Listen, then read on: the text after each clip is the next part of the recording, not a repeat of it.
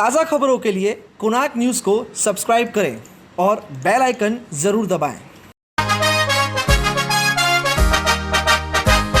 अपना शहर, अपनी बातें, अपना शहर, अपनी बातें, सुबह शाम हर रोज आपके लिए लाते, हम आपके लिए लाते। कहीं पे चोरी, कहीं पे डाका, ब्रेकिंग न्यूज में बगुन टाका, मंत्री मौजी पाड़े का काका, न्यूज अपनी चटपटा पटाका, पटा पटाखा पटा पटाखा। खबर दर खबर पहुँचे आपके घर, देखे न्यूज ये पूरा शहर। News, reviews and interviews, fresh and hot, without excuse. Without excuse, without excuse. So tune in, keep watching. पूरे शहर की बातें, अपना शहर, अपनी बातें, अपना शहर, अपनी बातें, सुबह शाम हर रोज आपके लिए लाते, हम आपके लिए लाते। कोणार्क, अपना शहर अपनी बातें। नमस्कार, मैं हूं निखिल रमन राजपाल और आप देख रहे हैं कोणार्क, अपना शहर अपनी बातें। आइए तो शहर और देश से जुड़ी कुछ ताजा तरीन खबरें देखते हैं। कोणार्क, अपना शहर अपनी बातें। विरार स्टेशन पर एक युवक ने आत्महत्या करने की कोशिश की, पर इस कोशिश को नाकाम किया वहां पर खड़े लोगों ने। आइए तो जानते हैं क्या है पूरी खबर।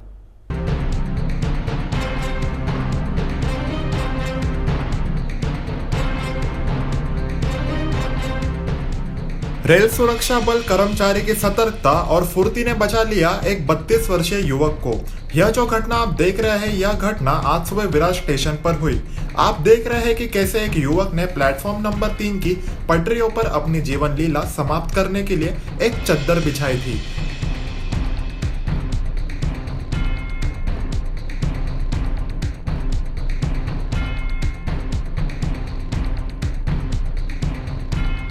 प्रवीण नाम के रेलवे सुरक्षा बल कर्मी ने फुर्ती दिखाते हुए उस युवक को पटरी पर से खींच लिया।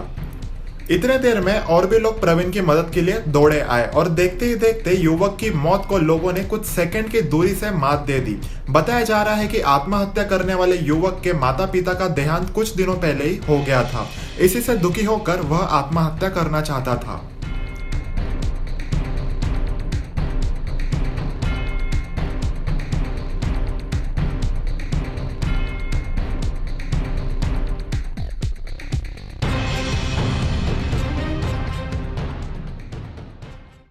कोणार्क, अपना शहर अपनी बातें। दीपक छतलानी ने उल्लासनगर ट्रेड एसोसिएशन के कार्य अध्यक्ष के पद से इस्तीफा दे दिया है और इस बात को लेकर राजनीतिक सरगर्मियां तेज हैं। इस बारे में हमने मुलाकात ली दीपक छतलानी से। आइए तो जानते हैं क्या है उनका कहना। दीपू भाई, अपनी यूटी का कार्याध्यक्ष का पद का राजीनामा दिया है, क्या वजह है? मैंने यूटी का कार्याध्यक्ष का पद और टीओके की जो कोर कमेटी, दोनों से मैंने रिज़ाइन कर दिया है और बहुत दुखी मन से मैंने रिज़ाइन किया है। उसका कारण ऐसा है कि कुछ लोग जो एमएलए इलेक्शन में जिन लोगों ने गद्दारी की और जिन्होंने कभी व्यापारियों का कोई काम नहीं किया, उनको महत्व दिया जा रहा है और हमारे जैसे लोगों को साइड किए करने की पूरी रणनीति चल रही थी। इसके लिए मैं खुद ही साइड हो रहा हूँ। ये जो अपने वरिष्ठ से उनसे बात की थी? हाँ, मैंने अपनी नाराज़गी पहले ही प्रकट कर चुका था, लेकिन कुछ भी उसमें इम्प्रूवमेंट नहीं हो रहा था। इसके लिए मैंने कल रात को ही मैंने हमारे जो टीओके के अध्यक्ष है ओमी कालानी जी, उनको मैंने व्हाट्सएप पे मेरा जो संदेश है वो भेजकर मैं संगठन मैंने छोड़ दी। इसके बाद में आपकी रणनीति क्या होगी? कौन से संगठन से जुड़े होंगे? जो यूटीए है वो व्यापारियों का बहुत अच्छा संगठन है, तो मैं जो हमारा व्यापारी संगठन है उसमें किसी भी तरह से व्यापारियों की एकता को मैं ख़राब नहीं करना चाहूँगा। मैं कोई अपना संगठन नहीं बनाने जा रहा हूँ। मैं अपना धंधा व्यापार करूँगा और अपने बिजनेस पे ध्यान दूँगा। विधानसभा चुनाव में कई लोग नगर सेवकों को यही लोग चोर चोर बोल रहे थे, आज वही लोग उनके साथ में हैं। क्या उस चीज़ों से नाराज़ हो आप? हाँ, पर्टिकुलरली मैं किसी एक व्यक्ति के लिए बोलूँ तो एक व्यक्ति ऐसा है जिससे मेरी नाराज़गी है, और कालानी परिवार के करीबी लोगों से भी उन लोगों ने हफ्ता वसूली करने की कोशिश की है। तो वो सब बातें वहाँ पर हैं, और उन बातों को देखते हुए ही मैंने ये संगठन छोड़ दिया। मैंने अपनी बात पूरी ओमी भाई के सामने रखी थी। अभी 17 फरवरी को ही हमारी मुलाकात हुई थी, और मैंने अपनी जो भी बातें हैं ओमी भाई के सामने रखी थी, लेकिन सब वापस वही बातें दोहराई जा रही थी। तो एक स्वाभिमान की, आत्मसम्मान की भी एक सीमा रहती है। तो मैंने ये जो निर्णय लिया है वो अपने स्वाभिमान के कारण लिया है। मेरा किसी के साथ कोई पर्सनल बैर है नहीं। कोणार्क, अपना शहर, अपनी बातें। दीपक छतलानी के इस्तीफे के संबंध में हम लोगों ने उल्लासनगर ट्रेड एसोसिएशन के प्रेसिडेंट सुमित चक्रवर्ती से की मुलाकात। आइए तो देखते हैं क्या हैं उनके विचार। यूटीए में उनका राजीनामा अभी तक हमने स्वीकार नहीं किया है, और दीपक छतलानी जी यूटीए के साथ जुड़े रहेंगे। उनका जो भी मनमुटाव या जो भी गलतफहमी होएगी उसे हम बैठ के साथ में दूर करेंगे, और वो यूटीए के साथ ही रहेंगे। देखिए, हर पक्ष में हज़ारों लाखों लोग होते हैं। हर किसी के साथ अच्छा व्यवहार होगा ऐसा ज़रूरी नहीं है, लेकिन अगर ऐसा कुछ भी मनमुटाव है वो अपने तक रखना चाहिए। पार्टी में उसका कुछ भी इफ़ेक्ट होना नहीं चाहिए। पार्टी बढ़े यही देखना चाहिए।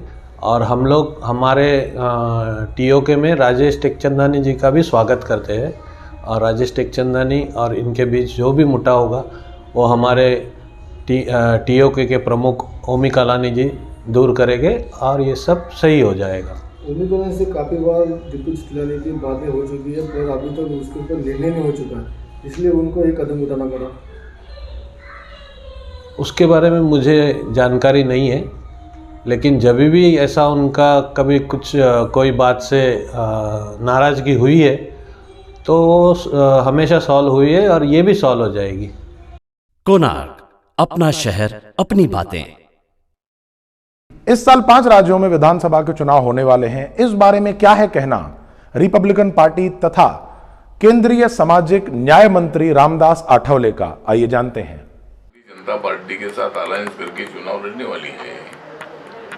जहाँ अलायंस भी होगा वहाँ कुछ सीटें आरपीआई को मिलेगी। जहाँ अलायंस होगा नहीं वहाँ कुछ सीटों पर आरपीआई चुनाव लड़ेगी, और बाकी के जगह पर बीजेपी का समर्थन करेगी। तो हमने इलेक्शन कमीशन के पास हमने आरपीआई के लिए सिंबल मांगा था, तो रिपब्लिकन पार्टी ऑफ इंडिया को वेस्ट बंगाल, असम, केरला और पांडिचेरी, ये 4 राज्यों में जो कपबशी है, तो ये कपबशी का जो सिंबल है ये सिंबल मिला है, और तमिलनाडु में हेलीकॉप्टर सिंबल मिला है। तो इसी सिंबल पर रिपब्लिकन पार्टी ऑफ इंडिया चुनाव लड़ेगी। कोणार्क, अपना शहर, अपनी बातें। बैंक ऑफ बड़ौदा की उल्लासनगर में 3 शाखाएं हैं, और इन तीनों स्थानों पर सैकड़ों में लोगों का हुजूम रहता है, और कोई सोशल डिस्टेंसिंग का ध्यान नहीं रखा जाता है। बताया जा रहा है कि हाल ही में देना बैंक और विजया बैंक भी बैंक ऑफ बड़ौदा के साथ मर्ज हुए थे, और उन बैंक्स के अकाउंट होल्डर्स भी अपने डॉक्यूमेंट्स कन्वर्ट करवाने के लिए इन ब्रांचेस में आते रहते हैं, जिसके वजह से कोरोना का खतरा इन सभी लोगों के ऊपर मंडरा रहा है। आइए तो देखते हैं क्या है पूरी खबर। लॉकडाउन के चलते पूरे महाराष्ट्र भर में कोरोना से बचने के लिए जो गाइडलाइंस दी गई है उनके नियमों का पालन करने के लिए सभी ने इसे अनिवार्य कहा है, लेकिन कई जगहों पर कुछ तकनीकी खराबी के कारण यानी गलतियों के कारण नागरिकों को दिक्कतों का सामना करना पड़ रहा है। ऐसे में उल्लासनगर कैंप क्रमांक 5 के इस बैंक को देखिए कि किस प्रकार से तकनीकी खराबी आने के कारण मशीन में यहाँ पे लोगों को घंटों तक इंतज़ार करना पड़ रहा है, और इसी के चलते सोशल डिस्टेंसिंग और अन्य चीज़ों का जैसे कि मास्क पहनना और ऐसी सारी चीज़ों का उल्लंघन दिखाई दे रहा है।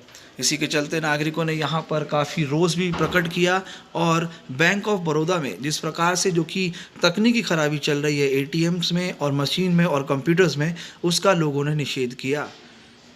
ऐसे में बैंक प्रशासन को ध्यान देना चाहिए कि जिस तरीके से जो कोरोना महामारी का फिर से दोहराया है। इस समय में जो सोशल डिस्टेंसिंग है उसे पालन करने के लिए तकनीकी जो खराबी है उस पर सुधार लाना चाहिए। यह मात्र सिर्फ यही बैंक नहीं, अन्य बैंकों में भी इसी तरीके की तस्वीरें नजर आती है।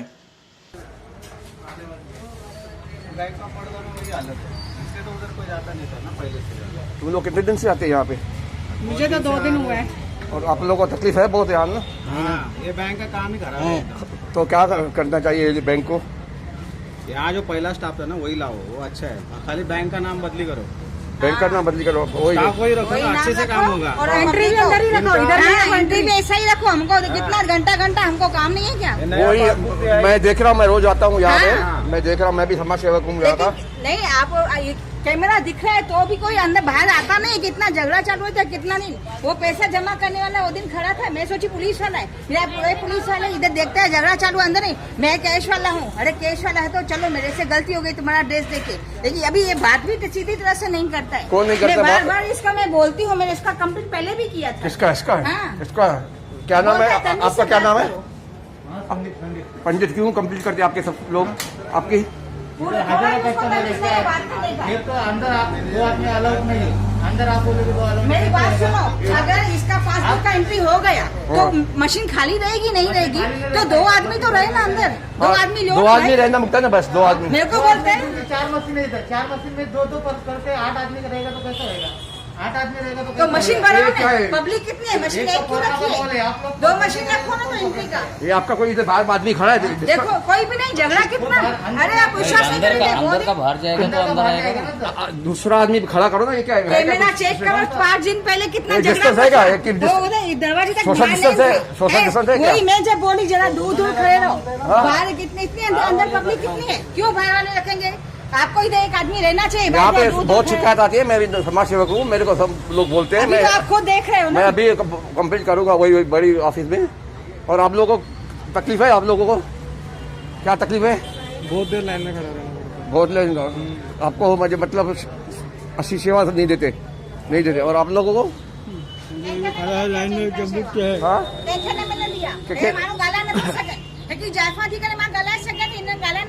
वही ना ऐसा कोई कंप्लीट कहीं गला मत कर जंत्रा कम थी वरी कोणार्क, अपना शहर अपनी बातें। उल्लासनगर का स्टेशन परिसर पानी लीकेज के कारण दुर्व्यवस्था का शिकार हो चुका है और इस वक्त इस बारे में ध्यान देने वाला कोई भी दिखाई नहीं दे रहा है। आइए तो देखते हैं हमारी इस पर एक विशेष रिपोर्ट।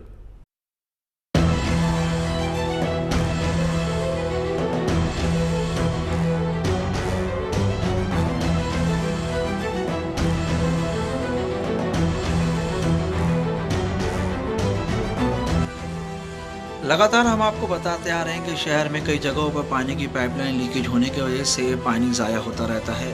हमारे एक दर्शक ने हमें ये वीडियो भेजा है जिसमें आप देख सकते हैं कि स्टेशन परिसर के पास के इलाके में किस प्रकार से जो है पाइपलाइन लीकेजेस है और वहाँ से पानी किस तरीके से ज़ाया हो रहा है।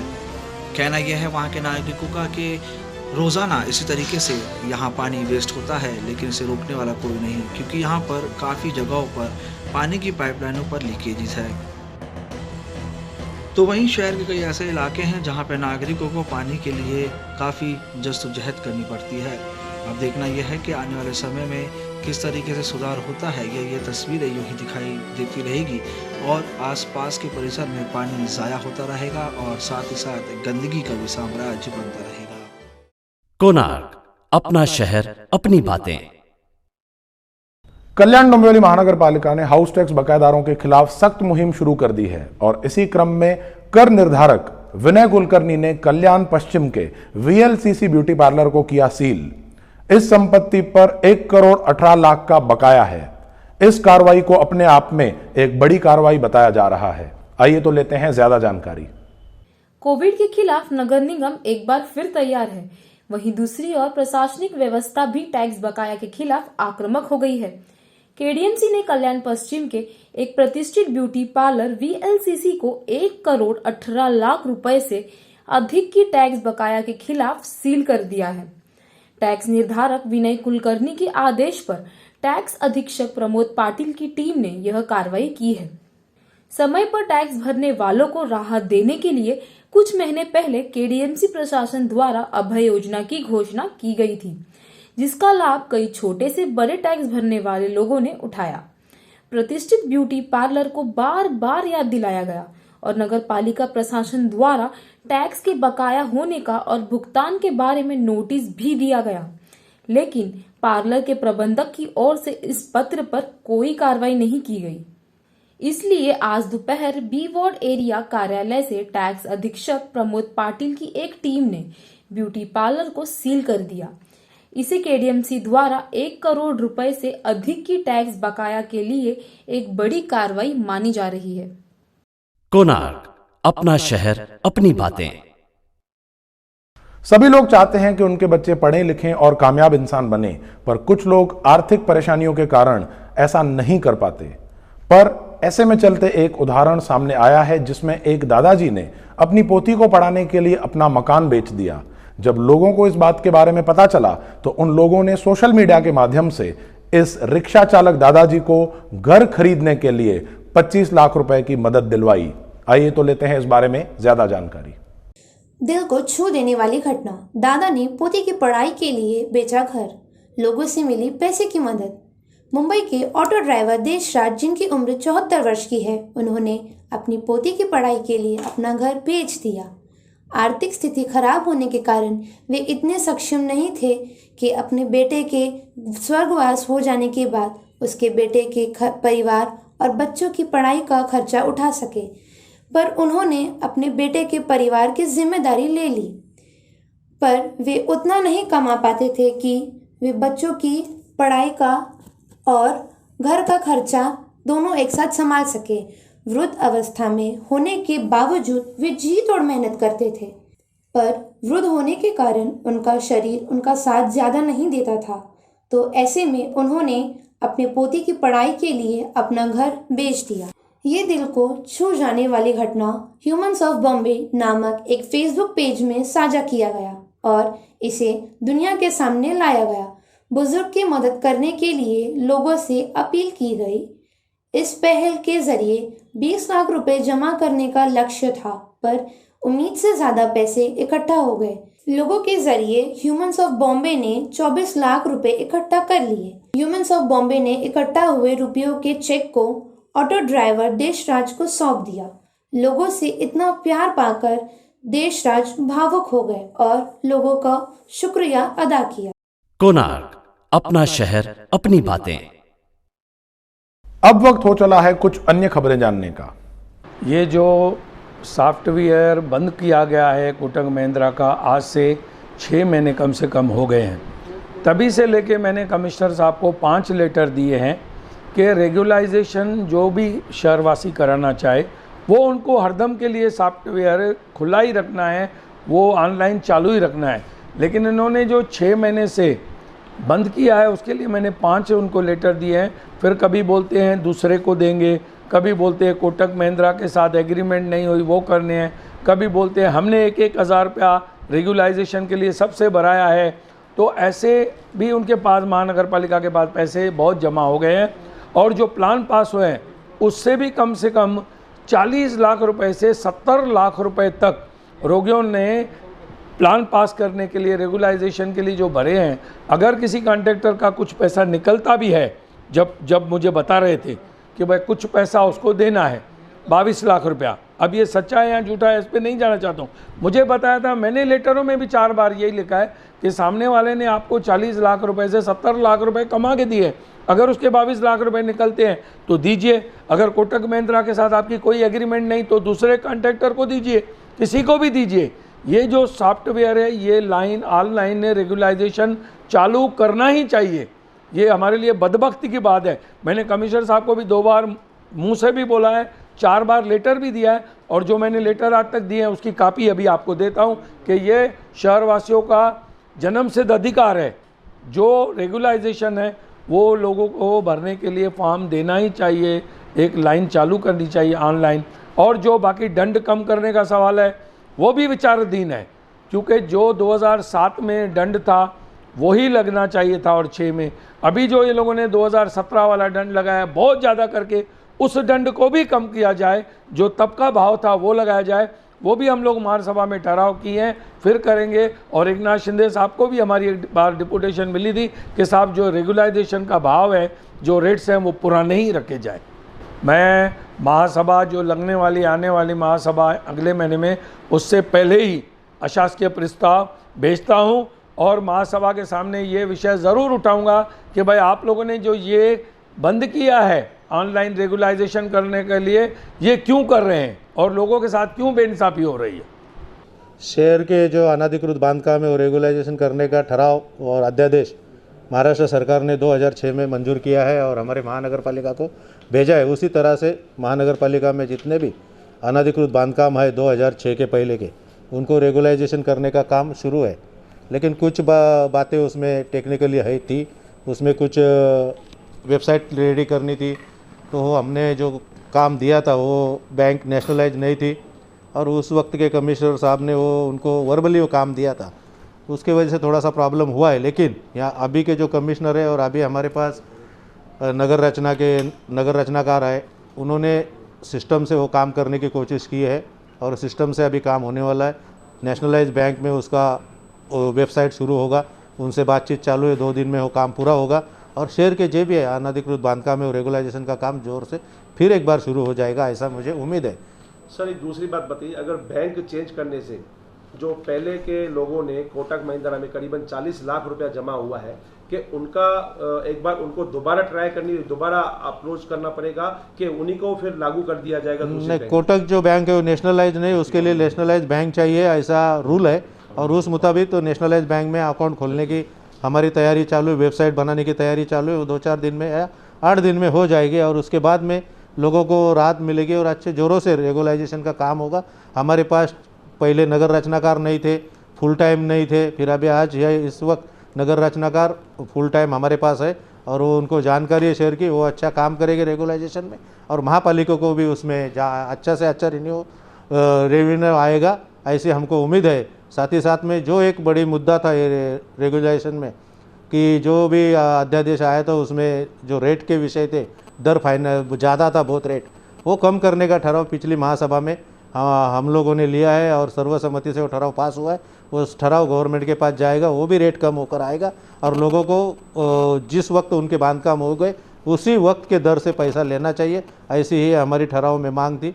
वो जल्द से जल्द पूरी हो जाएगी और लोगों को राहत मिलेगी। रेगुलाइजेशन का काम जोर से होगा, महानगर पालिका को रेन्यू मिलेगा, रेन्यू मिलने के बाद यहाँ पे विकास का काम भी वो पैसे से अच्छी तरह से होगा, ऐसा हमें उम्मीद है। सर एक आखिरी सवाल, शहर की जनता को कितने दिन तक आप आश्वासन देते, कितने दिनों तक रेगुलर चालू हो जाए? और रेगुलाइजेशन चालू होने का काम तुरंत होगा, एक 15-20 दिन में वेबसाइट बन जाएगी। वेबसाइट बनने के बाद लेकिन जो कोई दर कम करने का काम है वो शासन के पास ठहराव भेज रहे, वो आने के बाद जल्द से जल्द वो भी राहत लोगों को मिलेगी।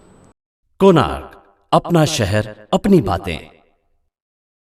कोरोना के चलते राज्य सरकार तो लोगों पर भरोसा करके बैठी है, पर इस भरोसे के साथ हम पर एक जिम्मेदारी भी डाली गई है और इस जिम्मेदारी में लोग कितने सक्षम हैं, आइए तो देखते हैं इस खबर में। हम अभी खड़े उल्लासनगर के फर्नीचर बाजार में और जो महाराष्ट्र के मुख्यमंत्री जी है उन्होंने कह दिया है या अनाउंस कर दिया है कि अगर 8 दिन तक अगर कोई भी कोरोना के नियमों का पालन नहीं करेगा तो पूरे राज्य भर में जो है लॉकडाउन लग सकता है। लेकिन इसके कारण आप देख सकते हैं फिर भी यहाँ पे बहुत सारे ऐसे लोग हैं जो बिना मास्क के घूम रहे हैं, कोई सोशल डिस्टेंसिंग का पालन यहाँ पे नहीं किया जा रहा है। और हम अभी आपको घुमाएंगे और लोगों से सवाल करेंगे, अगर वापस अगर लॉकडाउन अगर महाराष्ट्र गवर्नमेंट अगर करती है तो फिर यहाँ के जितने भी मतलब व्यावसायिक लोग हैं, जितने भी बिजनेसमैन हैं, उनके ऊपर क्या बीतेगी, उनके जो उद्योग है उनके उसके ऊपर क्या बीतेगी, आज हम जानने की कोशिश करेंगे। आपने जो है मास्क क्यों नहीं पहना है? काम कर रहा है यार। तो काम करते हुए आप मास्क नहीं पहन सकते क्या? कोरोना कितना फैल रहा है क्या आपको पता है? ये जो मतलब इतना बेजवाबदारपना है आप कैसे करोगे? तो मास्क हमेशा मुंह पे पहनना होता है ना सर, जेब में तो नहीं लगाना होता है। सर सर सर सर आपने मास्क क्यों नहीं पहना है? मास्क पहनिए। तो आप देख सकते हैं कि पूरे मार्केट में किसी ने मास्क पहनने की मतलब कोई भी मेहनत नहीं की है और हम यहाँ पे देख रहे हैं कि एक आदमी जो है बिना मास्क के यहाँ पर घूम रहे हैं जैसे कि आप देख सकते हैं। लेकिन फिर भी कोरोना इतना हाहाकार मचा रहा है पूरे देश भर में, फिर भी जो है कि कोरोना के जो नियम है कोई भी पालन नहीं कर रहा।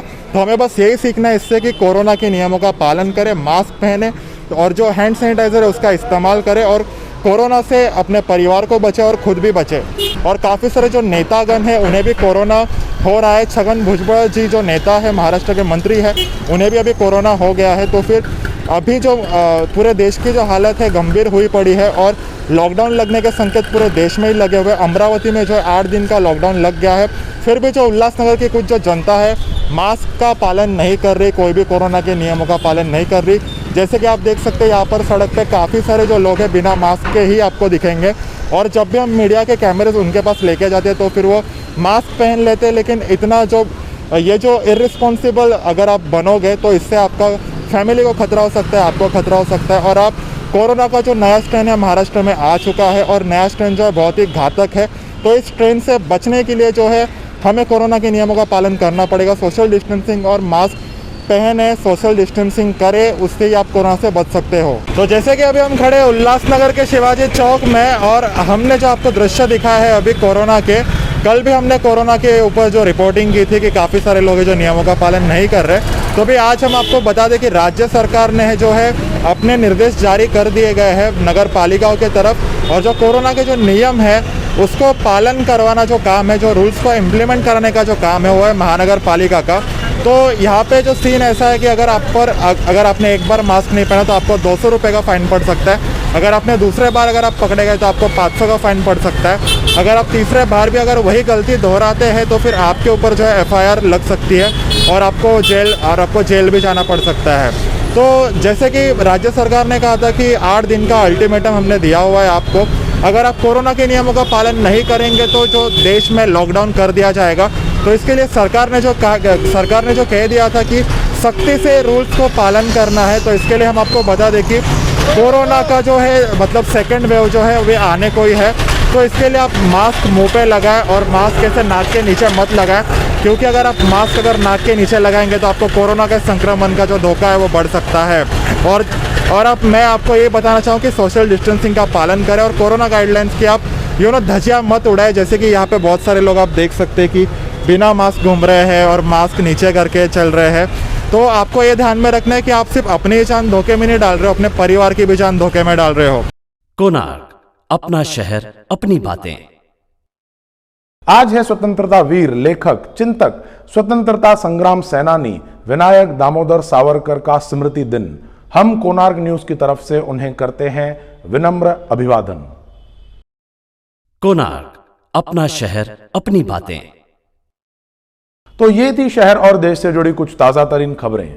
अगर आपके आसपास कोई ऐसी खबर है जो आप जनरल पब्लिक तक पहुंचाना चाहते हैं तो आप हमें वो खबर नीचे दिए गए नंबर्स पर भेज सकते हैं। हम उसकी जांच करने के बाद उसे अपने चैनल पर जरूर चलाएंगे। तब तक के लिए देखते रहिए कोणार्क, अपना शहर, अपनी बातें। धन्यवाद।